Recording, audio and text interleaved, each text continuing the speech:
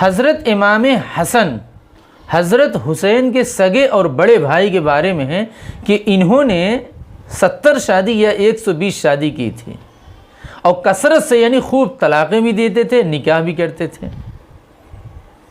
4 سے زیادہ شادی ہو نہیں سکتی تھی، اس لیے طلاق دیتے تھے پھر نکاح کر لیتے تھے۔ اس کی پوری سچائی کیا ہے، حقیقت کیا ہے؟ یہ ایک تاریخی روایت ہے۔ حضرت علی رضی اللہ تعالیٰ عنہ کو منبر سے بھی کہنا پڑ گیا کہ لوگوں اپنی بیٹیاں اور بہنوں کو حضرت حسن کو مت دیا کرو۔ کیوں؟ فَإِنَّهُ رَجُلٌ مِطْلَاقٌ، اس لیے کہ یہ کثرت سے طلاق دے دیتے ہیں۔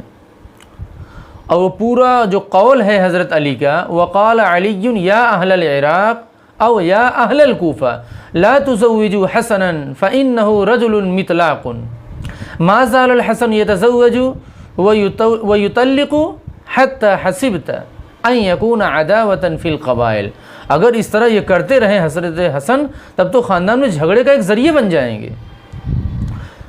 کہ اے اہل کوفہ، انہوں نے جو منبر سے بیان کیا کہ اپنی بہنوں کو بیٹیوں کو حضرت حسن کی نکاح میں مت دیا کرو، یہ طلاق دے دیتے ہیں، جھگڑے کا لفڑے کا ذریعہ بنیں گے۔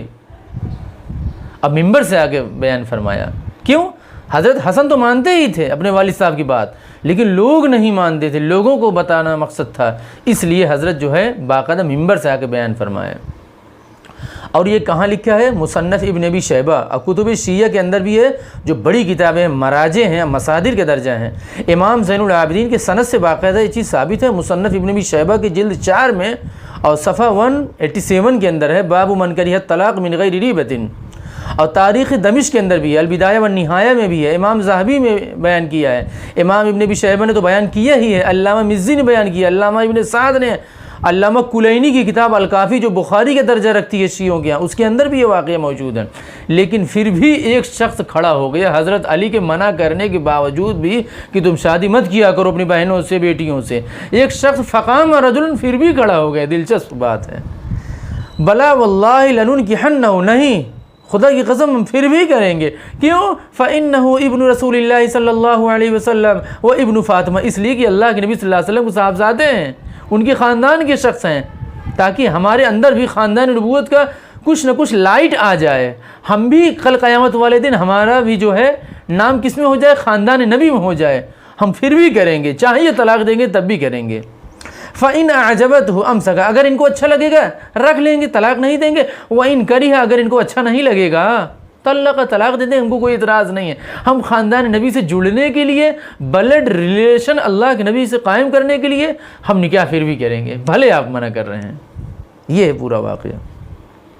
اچھا، بہت سے لوگ کہتے ہیں کہ شرارت امویہ میں سے ہیں کہ اہل بیت کو بدنام کرنے کے لیے بنو امیہ نے گڑھا ہے، آل عباس نے گڑھا، ایسا نہیں ہے۔ کیا حضرت حسن عیاش تھے؟ نعوذ باللہ، نہ، ہما ریحان فی الجنہ وعلی الامامین الہمامین السعیدین الشہیدین۔ بڑی فضیلت ہے بھائی اہل بیت کی۔ اور ایک دن نکاح کرتے تھے، پھر کسی دن، ایک ہفتے کے بعد، 15 دن کے بعد طلاق دے دیتے تھے۔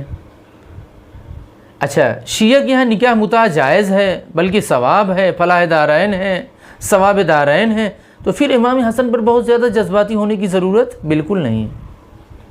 طلاقیں دے دے کر کرتے تھے، ایک مجلس میں بعض دفعہ جو ہے 4 طلاق ہوئی، تو پھر اسی مجلس کے اندر 4 نکاح بھی ہوا، 15 دن کے بعد بھی طلاق ہوا ہے۔ عرب میں نہ تو زیادہ نکاح کرنا عیب، نہ زیادہ طلاق دینا عیب۔ اچھا، یہ بات ہندوستانیوں کو بالکل سمجھ میں نہیں آ سکتی ہے۔ طلاق ناپسندیدہ عمل ہے، جمہور صحابہ کا مسلک یہی ہے۔ حضرت حسن کیوں کرتے تھے؟ لوگ ان کو مجبور کرتے تھے، پریس کرتے تھے، دباؤ بناتے تھے۔ حضرت حسن کا ارادہ تک نہیں ہوتا تھا، لیکن اتنا دباؤ بناتے تھے اللہ کے نبی سے جڑنے کے لیے، خاندان سے جڑنے کے لیے۔ جب ایک دفعہ نکاح ہو جاتا ہے تو رشتہ ہمیشہ کے لیے جڑ گیا، چاہے آدمی طلاق دے دے، جیسے ساس سے نکاح کرنا پھر بھی حرام، چاہے بیوی کو طلاق دے دے۔ کیوں؟ اب رشتہ ایک دفعہ قائم ہو گیا ہے، تا قیامت وہ قائم رہے گا۔ جسم کا رشتہ بھلے نہ رہا طلاق کی وجہ سے، لیکن خونی رشتہ، بلڈ ریلیشن قائم ہو گیا ہے۔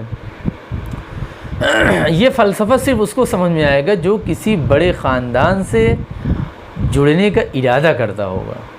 بعض دفعہ بچہ بھی پیدا ہو جاتا تھا تو لوگ فخراً کہتے تھے کہ یہ تو رسول اللہ کے خاندان کا بچہ ہے، یہ خاندان نبی ہے، یہ خاندان رسول ہے۔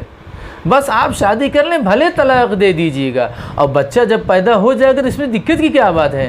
ان اولد نجیبن، اگر بچہ پیدا ہو جائے گا تو بہت اونچے خاندان کا یہ بچہ ہوگا۔ اس لیے لوگ حضرت حسن سے اپنی بہنوں کی، بیٹیوں کی شادی کرا دیتے تھے خاندان نبی سے جڑنے کے لیے۔ اس میں کوئی توہین نہیں ہے حضرت امام حسن کی۔ اچھا، طلاق کی جو کراہت ہوتی ہے، ایک طلاق ناپسندیدہ عمل ہے، یہ حضرت حسن پر فٹ نہیں ہوتی ہے۔ طلاق کے وقت وہ 100 باندیاں دیتے تھے، درہم دیتے تھے، دنانیر دیتے تھے، جو اس وقت کا قیمتی ترین سامان ہوتا تھا۔ خادمات دیتے تھے، کوئی ایسے نہیں بس ہماری طرف دے دیا، وہ چلا رہی ہے کہاں جائے گی، ہائے میرے بچے، ہائے میرے آدمی، ایسا کچھ نہیں تھا، وہ خوشی خوشی لے لیتی تھیں۔ حضرت حسن کا ایک دلچسپ واقعہ یہ بھی ہے کہ 2 بیویاں تھیں، خادم سے فرمایا کہ لے جاؤ مہر دے دو، اور یہ طلاق نامہ دے دو، اور یہ درہم و دینار دے دو، پورا تھیلا دے دو۔ خادم لے کے پہنچا تو ایک بیوی نے بہت خوشی خوشی قبول کر لی، اور دوسرے نے کہا بھائی محبوب کے سامنے اس کی کیا حیثیت ہے۔ اچھا، حضرت علی رضی اللہ تعالیٰ نے جو منبر سے آگے فرمایا، اس کی وجہ یہی تھی کہ لوگوں کو سمجھانا مقصد تھا۔ حضرت حسن کی کیا اوقات تھی، کیا وقعات تھی حضرت علی کے سامنے، ایک دفعہ ڈانٹتے تو کمرے سے باہر نہ نکلتے، لیکن لوگ نہیں مانتے تھے، مقصد ان کو سمجھانا تھا، اس لیے منبر سے آگے بیان فرمایا۔ اچھا، حضرت علی رضی اللہ تعالیٰ عنہ کا بھی ایک واقعہ ہے کہ وضو کرا رہی تھی باندھی، انہوں نے فرمایا انی احب ان اکون عروسا، میں چاہتا ہوں کہ اب دولہا بنوں، شادی کی طرف اشارہ تھا۔ باندھی نے کہا حضرت آپ کے لیے کیا مشکل ہے، معافی مشکل، وانت امیر المؤمنین وانت سیر النبی، آپ تو اہل بیت میں سے ہیں اور آپ امیر المؤمنین ہیں، داماد نبی ہیں، کیا دقت ہے؟ حضرت فرمایا 4 شادی ہو چکی ہے، مکمل چل رہی ہے تعداد، اب تو مشکل ہی ہے۔ تو باندھی نے کیا کہا، فطلقھا واحدا، ایک کو طلاق دے دیجئے۔ تو حضرت علی نے فرمایا نہیں بھائی، دیکھیے طلاق قبیح، طلاق بری چیز ہے۔ مطلب یہ کہنے کا کہ حضرت علی رضی اللہ تعالیٰ نہیں کرتے تھے، ان کو لوگ نہیں مجبور کر پاتے تھے، لیکن حضرت حسن کو مجبور کر لیتے تھے۔ یہی واقعہ ہے پورا مکمل۔ جزاک اللہ خیرا۔